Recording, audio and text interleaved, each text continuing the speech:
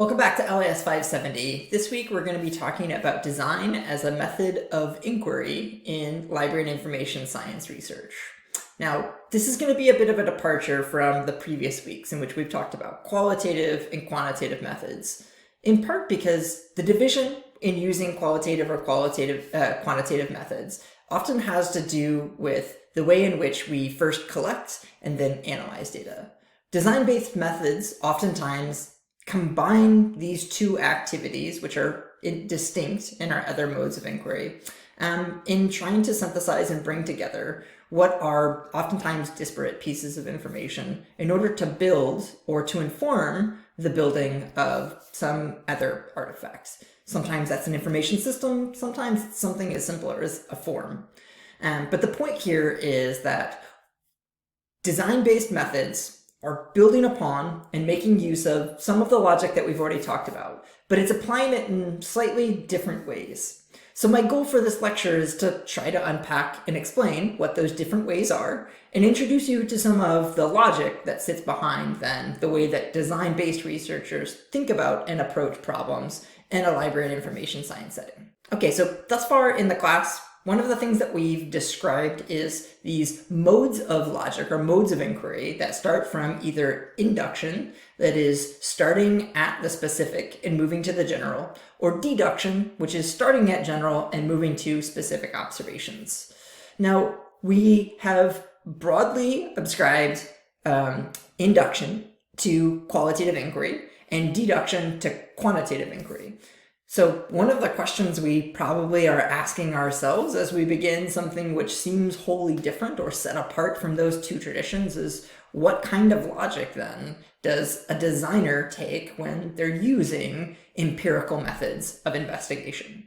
That is, when we assume that there's somewhat right or wrong answers, where do we start from in terms of a logic?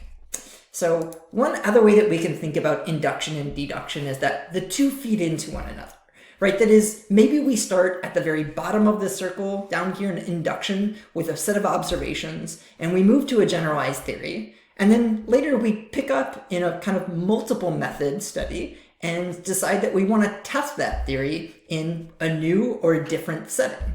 And the ways that we're going to test that, right, of course, are, as we've talked about all along, doing things like stating hypotheses, designing methods or designing empirical investigations in which we could collect data to test those hypotheses and then coming to a new conclusion.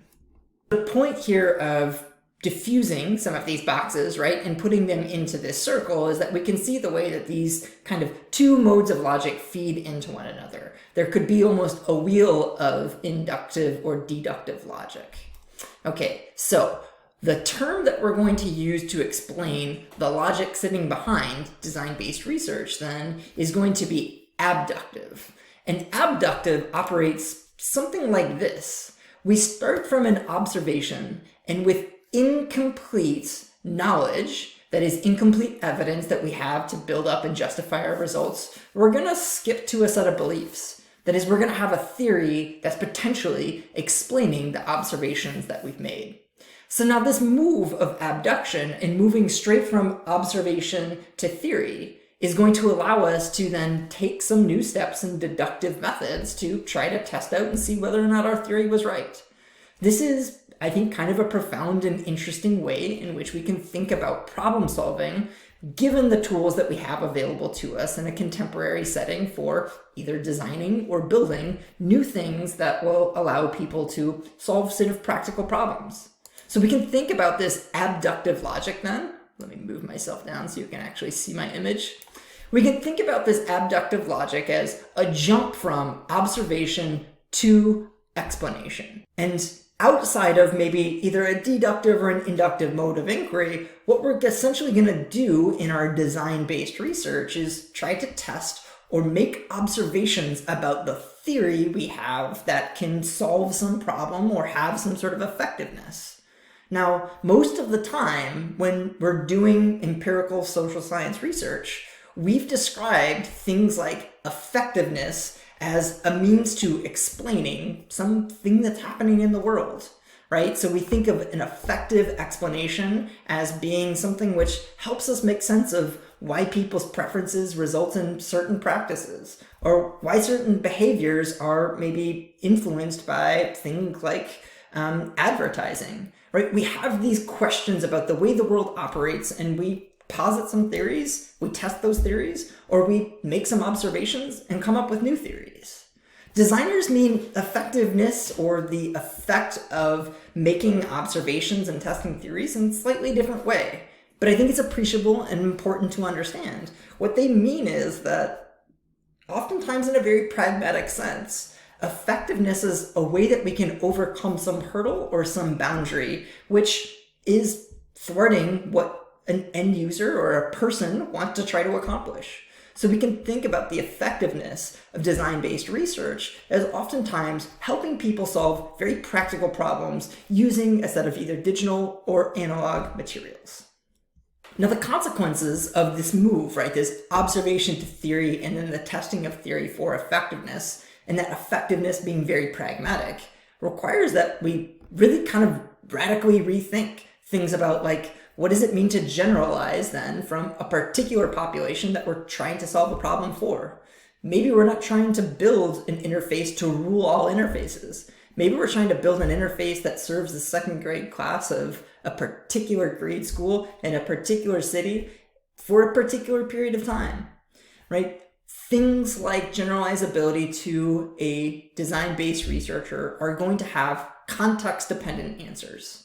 And as a result, things like triangulation, that is how we understand using multiple sources of data to understand the, say, dilemma or the problem that we're facing, is going to look slightly different.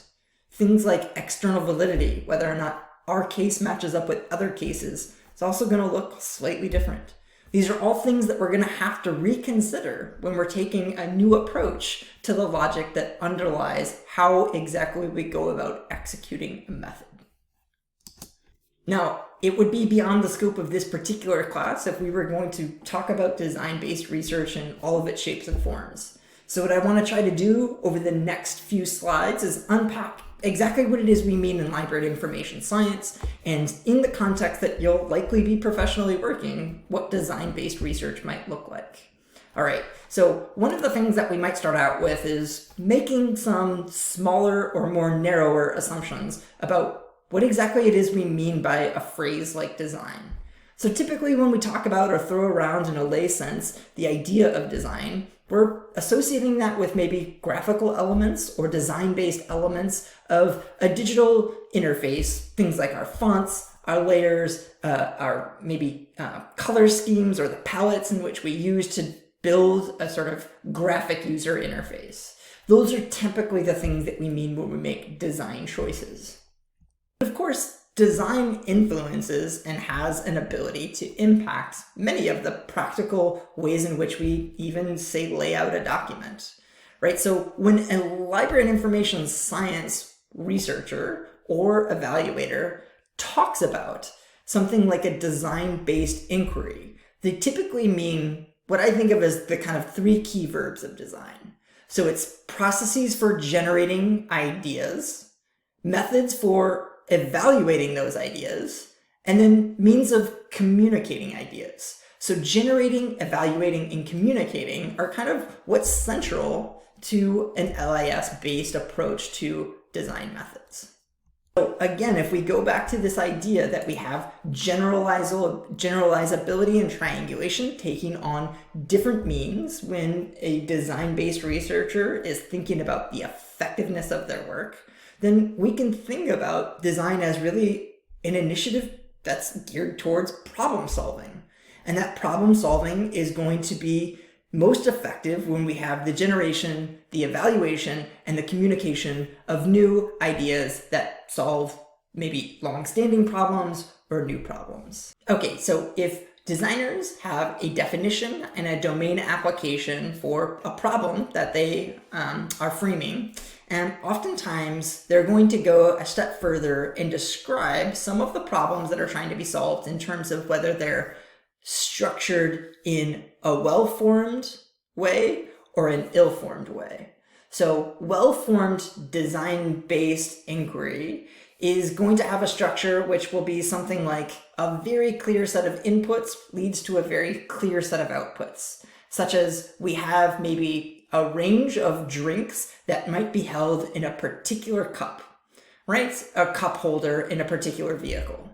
Well, we can imagine what the range of the, say, diameter of the cup is versus what makes sense to actually put in a vehicle, right? So there's going to be inputs and outputs which are clearly defined and have a boundedness to them. Something that may be ill-formed in terms of structure is going to be, say, a general problem that we're going to try to solve by by narrowing the scope of what the design solutions are. So we can think about this as something which may be really abstract and hard, but important, such as how do we make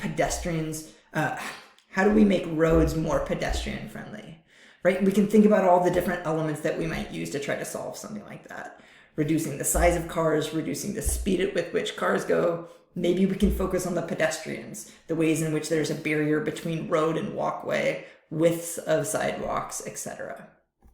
The point here is that structure oftentimes refers to the complexity of the problem. When we have a well-bounded problem, we think about it as being well-formed. When we have a poorly bound, complex problem, we think about it as being ill-formed.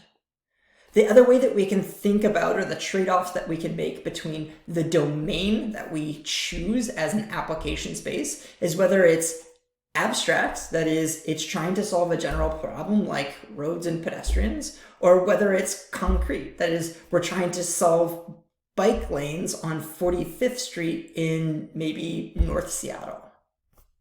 And then the last kind of dimension that we think about in terms of the formation of problems and how we approach them in design-based research is going to be around the complexity. Sometimes we can have simple things like the way in which we want to solve a cup holder in a particular vehicle, or we can have multifaceted. That is, we want to be able to solve the way in which ergonomics work in a particular brand of vehicle. One last thing that I guess I'll mention before we get into exactly what the kind of steps and the logic are between not just articulating problems to solve with design-based research, but actually solving them, is the types of people that conduct design-based research. So within the kind of field of information science, we can think about people working in IT or information technology as having maybe different roles, such as a software engineer, such as a user experience designer or a user experience researcher.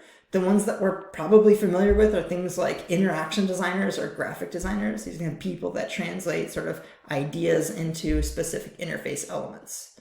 In particular, library and information science, especially when it has kind of technology adjacent design problems that are being solved, we can think of people that are doing maybe education or outreach in libraries as being designers of curriculum. This is going to be not just like what the appearance of the curriculum looks like, but we can think about the literacies and competencies that are articulated and that are put into a sequence such that a learner moving through a module or through a series of, say, lectures and exercises gains a set of competencies. We can think about policy designers and standards designers in the same way. Now, I think an under kind of specified and an under described way in which library and information science researchers really contribute in substantive important ways are around this notion of standards design. So we can think of the W3C, or the World Wide Web Consortium, as having all kinds of standards which sit behind the way our browsers work, the way the protocols that connect, say, one email client to another. All of those have designers behind them that have specific commands and controls over the way in which, say, one client interacts with, and I mean this in a web-based client, interacts with another. And oftentimes, LIS individuals, people that understand concepts like taxonomy design, concepts like formal logic and the way that it operates within computing systems, play incredibly important roles. And so as you sort of move through the program, I'd encourage you to think about design-based research as having this standards development component to it, because I think it's really one of the most fascinating things that this degree can take you into in terms of a formal research role. Okay, so we've sort of answered what are the ways in which problems are approached based on logic for design-based research.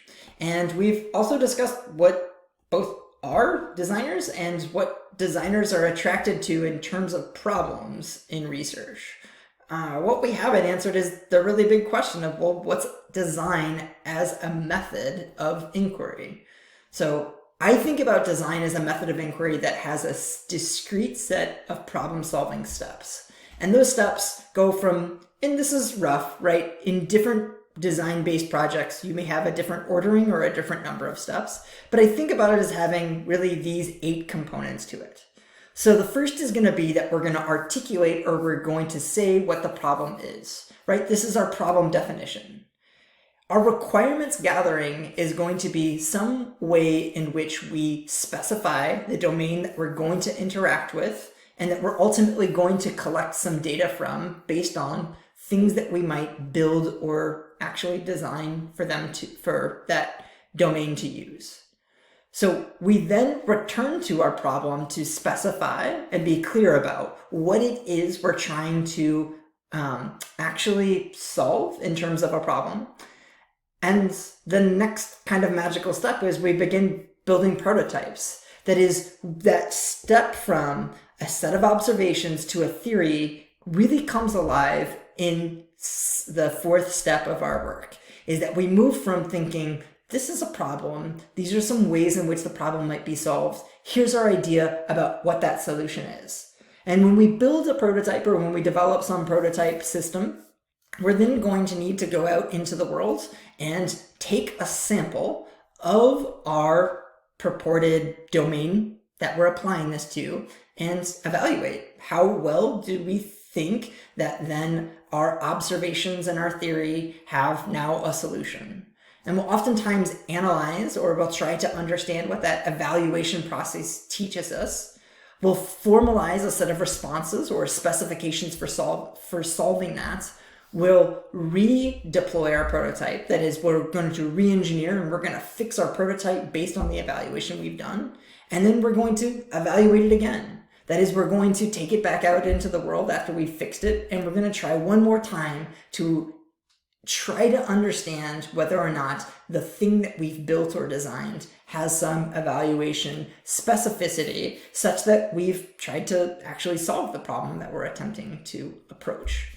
Right? So this will seem rather abstract, but let's take a look at, or let's think about the way in which we've already done a whole lot of thinking about these kinds of patterns or processes outside of design-based research that we can now pull in to the design process. So problem definition we've already done throughout the semester, and that we're thinking about and articulating research questions that we want to answer. We're now going to shift that to be more pragmatically about, well, how do we solve a particular problem in a particular context?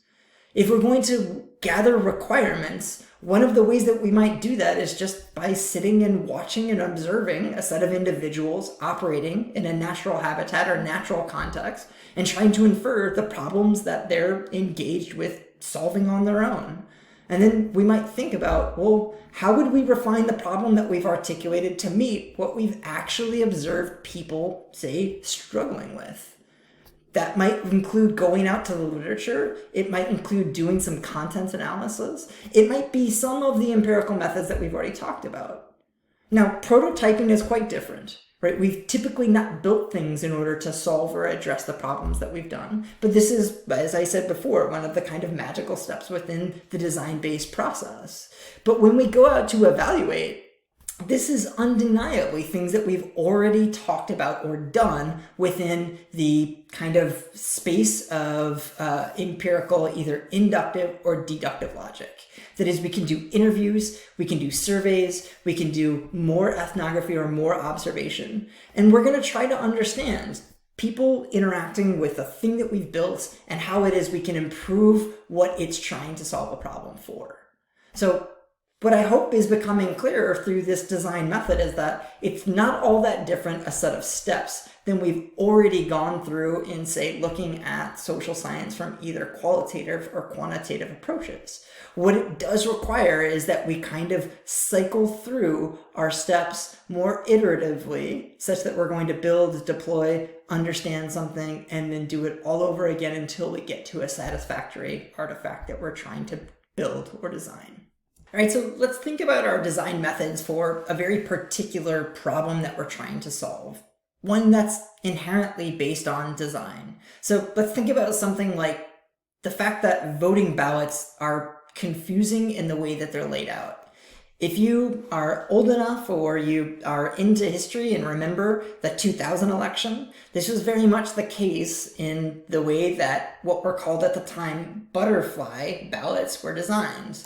So you can see that there's a center column, A, at the top you see here, and there's a way in which you can vote for particular candidates by either marking 3 or 5. Now, this doesn't really make a whole lot of sense if what you think you're voting for is 3, the opposite then would maybe in your mind be 4. This caused an incredible amount of confusion with both the way that people thought they were voting and the way that ballot counters were then trying to interpret what people's intention were in voting. Okay, so if we're trying to solve this problem, right, this is what we've identified generally as what we're trying to overcome in a design-based research project, then what we might say is that our problem definition is that voting ballots are confusing to voters. So we might gather some requirements by going to interview voters about what their experience has been historically in voting in elections. We then try to elaborate and refine some of what we think our theory of what makes these things confusing, and by maybe looking at how the history of sort of ballot design over time, understanding what the visual rhetoric of a ballot might actually entail. Okay, so then we might actually build a new ballot. We might say, here's a different way that we could lay out the ballot that should be clearer to voters and clearer to people that are going to count it. And then we could actually conduct an experiment. We could use those same voters that we interviewed, and we could use the same people who had counted their ballots in previous elections, and we could determine whether or not the newly designed ballot that we constructed has some efficacy. We could formalize a set of specifications then by further going to and understanding what the regulations or the code is in a particular jurisdiction around passing a new ballot design, right? We would have to get into some political process there of trying to get a new ballot approved by, say, a voting jurisdiction. And then if we were successful in formalizing our sort of specifications and getting this deployed, we'd put the ballot into practice. We could see on the next election cycle how it performed. And that evaluation empirically of how our ballot performed would be to do something like look at the outcomes of the election, whether or not they were contested. We could do exit interviews with people that had gone through the polls and use the new ballot and ask them whether or not they felt like this was clearer or less clear than the ballot they had used previously. Right, so all of this seems rather straightforward, but again, I think clearly has a discrete number of steps that we walk through and that we use or we integrate certain inductive or deductive methods of inquiry throughout the design process. The difference here is that we're intervening and we're putting some idea out into the world in terms of a built thing and then evaluating its efficacy as a result. This is what sets apart, in a large way, design-based research. Okay, very quickly to wrap up, a couple of things that I think are worth mentioning is that oftentimes there's paradigms of sort of research that has commitments, there are paradigms of design. One of the more predominant paradigms of design, which is in kind of use now, is called human-centered design. And this has refinements around things that are oftentimes activity-centered or participatory. You can take entire classes about this at the iSchool. And if this is an area that you think is interesting, I actually highly encourage that you do, because I think they could be quite valuable. Some additional reading that I'll link to in the notes to this lecture are found here. I would particularly point out Design Methods in Informatics is a textbook by Amy Coe, who's one of our faculty members here. I think she does a really great job of laying out exactly what it is that we're thinking about or that we're applying in terms of a methodology of design. So in that you are interested in open education resources like that, it's one that I'd highly encourage. All right, thanks a lot. And if you have any questions, as always, feel free to email or talk to me on the course forum.